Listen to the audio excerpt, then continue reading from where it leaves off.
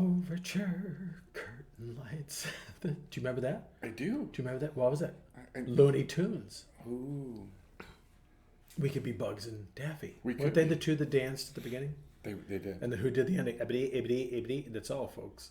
That's fantastic. I know. There you go. Are you ready? I'm ready. Welcome back to Counterculture, better known as Gordo And Butters. and Butters. There you go. Gordo and Butters. You decide who's who. We let you in There. on a little bit of what happens while we're waiting to tape. We talk about little The Looney nonsense. The nonsense and frivolity. Tunes. That's right. That's right. Right. But this is not nightly nonsense where we make sense out of the nonsense. No, This is no. counter culture where we talk about things that Yes. go against Yes. the norm. Right? Right. I want to go to James. Can we do that? James. All right, James chapter 1. Very familiar. Verse 19. Only want to talk about the first. It's very familiar little to bit. me because it comes right before James chapter 2. That's very good. That's how I know it's there. You are a very, very, And- very highly and educated person. I- You know this. I know. I know. I'm always wondering what comes Paid a after lot of chapter money 1. to know that information. See, I just have 5 nieces, and I just ask them what comes after Okay, 1. okay. And they tell me. Okay, all right. 2. But now I Right. know. Right.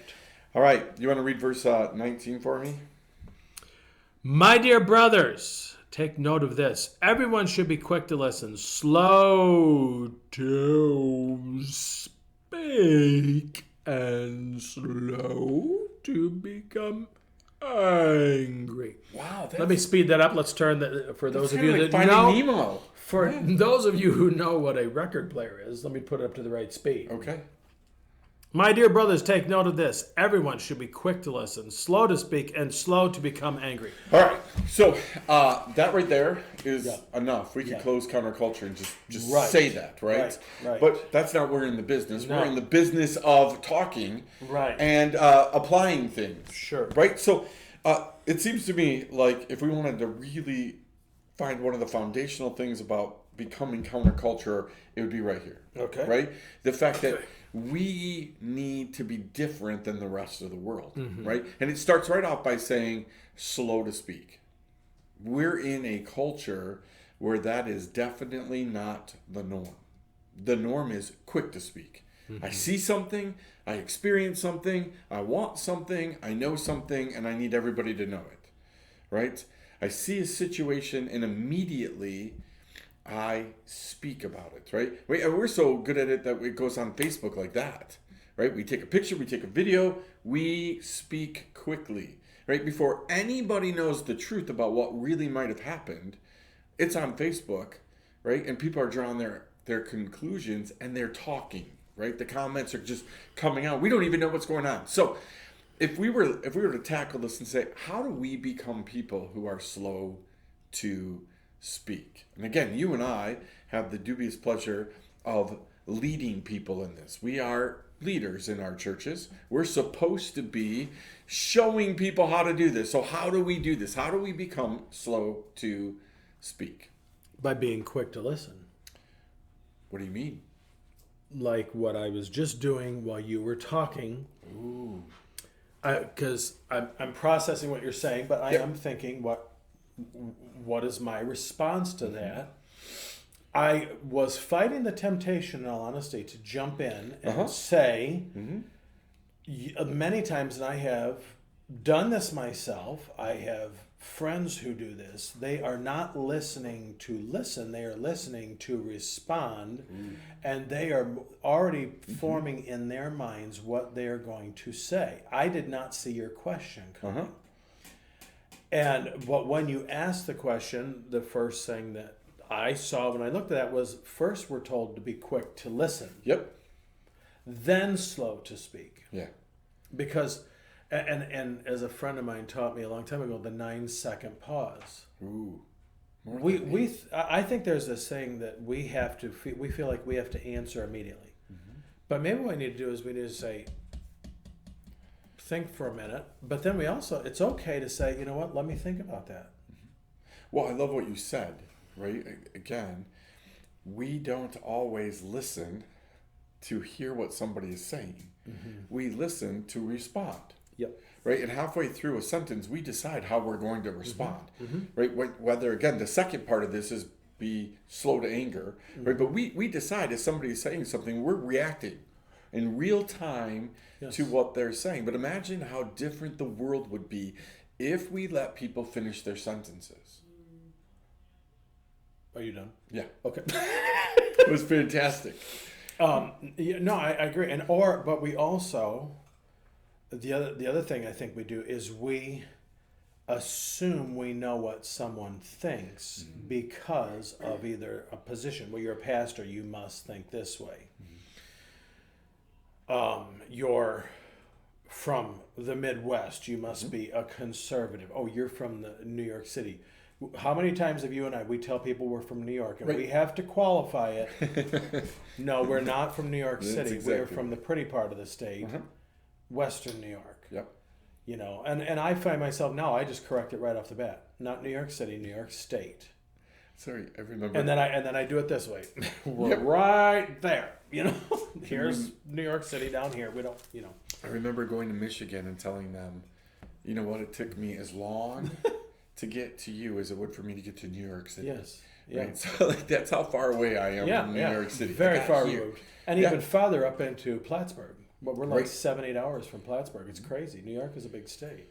Well, we don't let people finish their thoughts, right? Which then immediately creates feelings, right? Again, nobody wants to be interrupted when they're trying to explain to somebody or even answer somebody's question. I'm trying to answer your question and tell you why I'm thinking this, why I feel this way, and you're not letting me finish.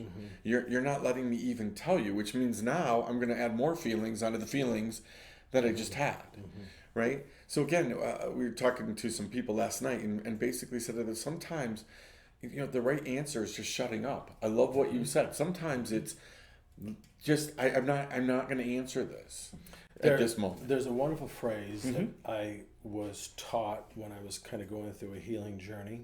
It's a phrase, and you can say it in different ways, but the underlying statement says this: I acknowledge your position and promise to wait carefully before taking any action. I heard you. I'm going to think about it, and then I'll decide what I'm going to do with it. Right. Now, I may say that in one thing, saying, how interesting.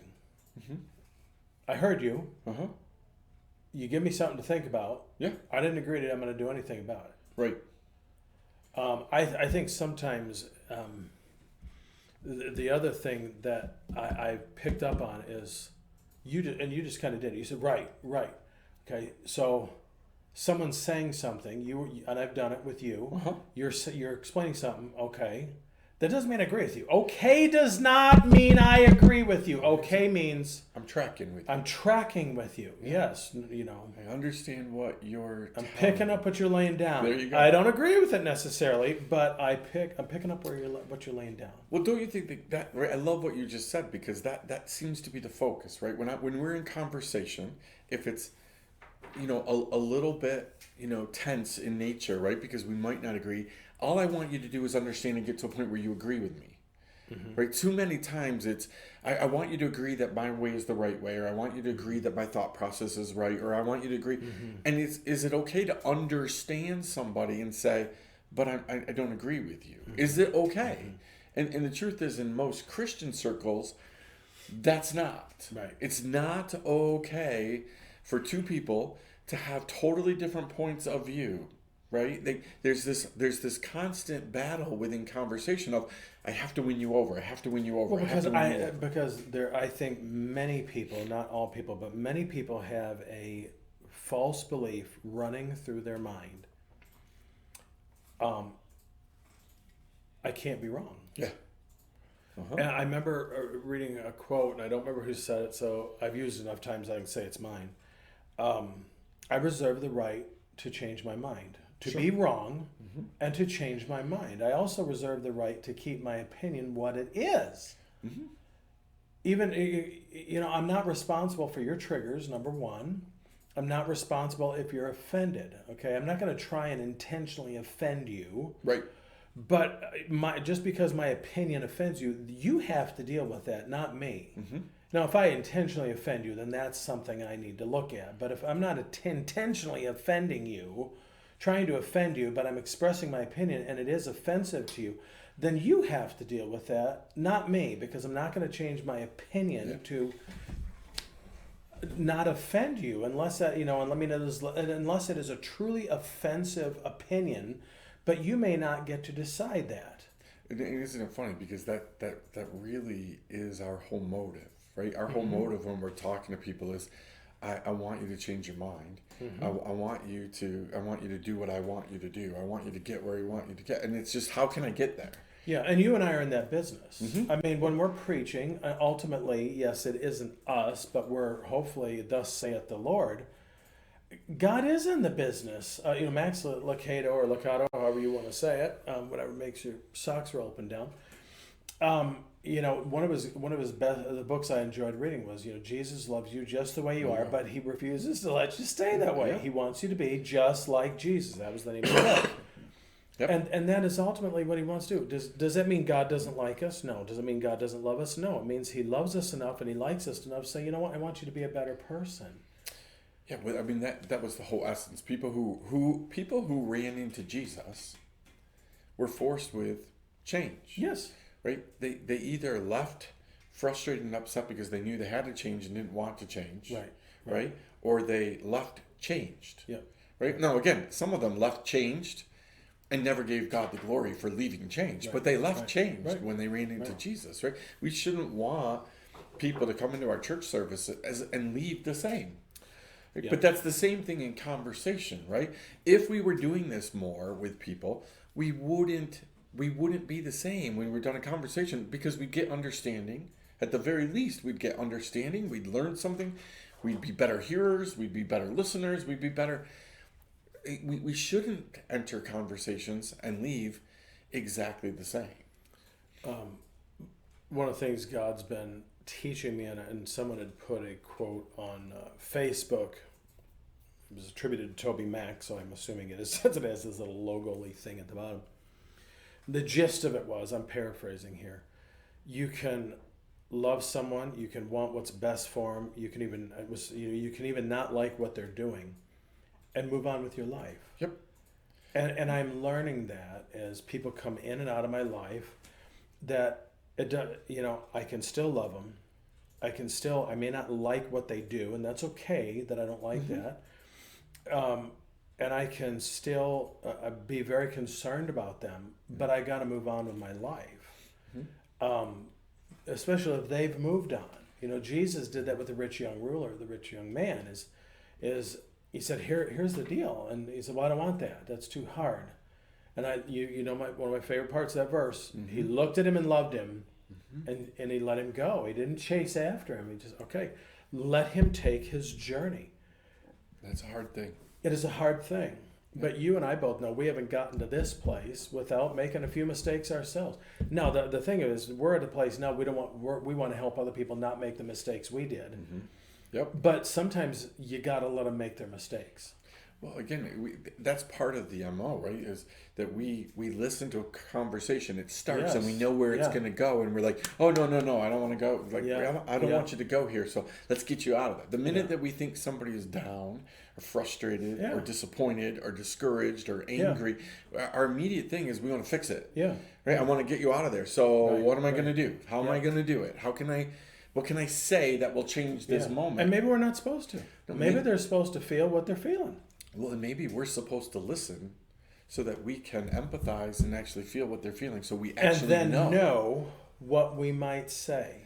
How many times I remember some friends of ours lost their baby lives 7 hours, and circumstances were such that I couldn't be there for the memorial service and his funeral.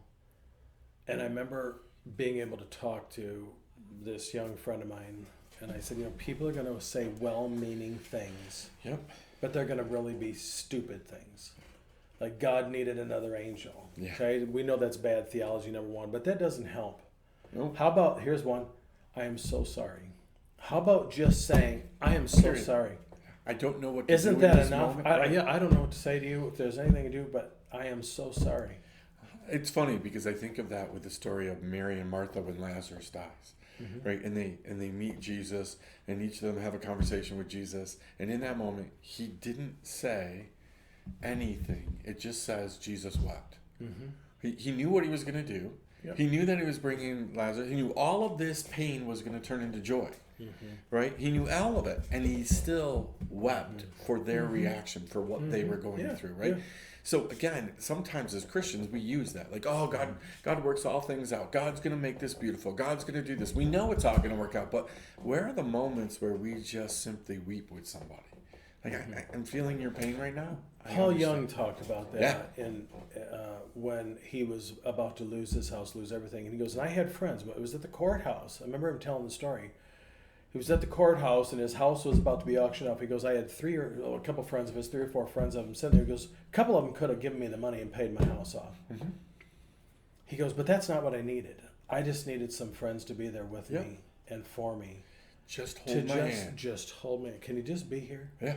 Can you just sit with me? A wonderful scene from Forrest Gump when Jenny's throwing rocks at the house, you know, and he just sits there with her. Yep, and it's, you know, that's what we need to do, right? We're so busy trying to fix things. Right. We're so busy trying to get people out of things. Sometimes we need to be slow to speak, quick to just listen. And sometimes listening isn't that they're even saying any words. Yeah.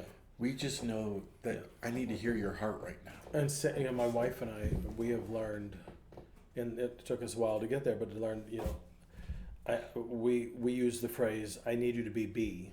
Yeah. In a sitting diad, A talks, B listens. So we know what that means. I need to be B. I need you to listen. But then the next question is, do you need me to listen for a solution, or do you just need me to listen? Yeah. Because there's a difference. Oh, absolutely.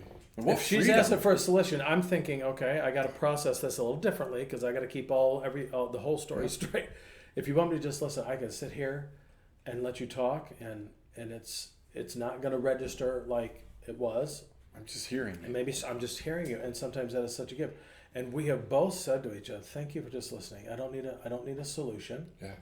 I just need you to listen. I need to get this off my chest." It's what a gift. Yeah. Listening is such a gift. 2 ears, 1 mouth. Use what you have the most of. Amen. Well, that's a fantastic place and challenge to end counterculture this time. Don't you think? I do. Beautiful. I do. Hey, hopefully you'll be better listeners, better hearers, so you can be better doers of the word. Isn't that great? We'll see you next time, Counterculture. Grace and peace.